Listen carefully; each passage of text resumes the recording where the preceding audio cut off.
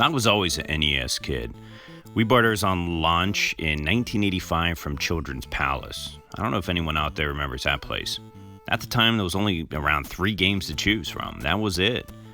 This was a time that families played the games together. My mom, dad, brother, myself, we all sat in the living room and played as a family.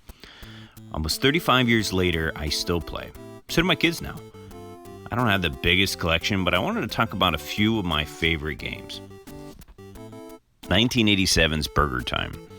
You play as a chef just trying to make a cheeseburger. Armed with only salt and pepper shakers, you avoid eggs, hot dogs, pickles.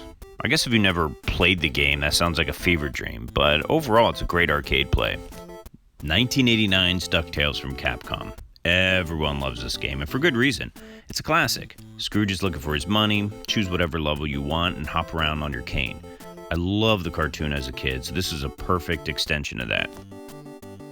1990's Little Nemo the Dream Master. Again, another one by Capcom.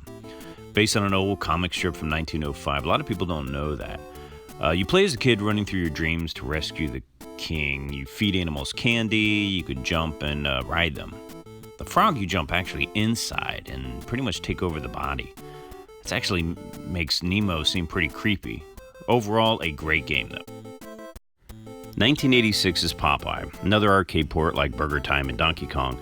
Like Donkey Kong, Popeye has 3 levels, then it ramps up in the difficulty and you keep replaying those levels. Popeye cannot jump, but he has a mean right hook, kind of like in the cartoons, and you run around trying to save Olive Oyl, who tosses out hearts from kisses and musical notes. There's nothing real deep to the game, but it's had such a charm that it's always been one of my favorites. Man, 1990's Maniac Mansion. I love 80s horror.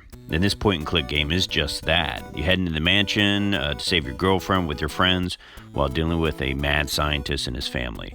LucasArts has always been one of my favorites, and this game is such an odd game, but absolutely one that needs played by everyone.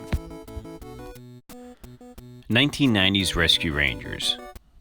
Another Capcom classic. Disney and Capcom had a hell of a run. This game is the best co-op game for the NES, hands down. Like DuckTales, I love the cartoon, and this carried over perfectly. Only downside, having the ability to pick your co-player up and tossing them into danger. Actually, maybe that isn't actually a downside.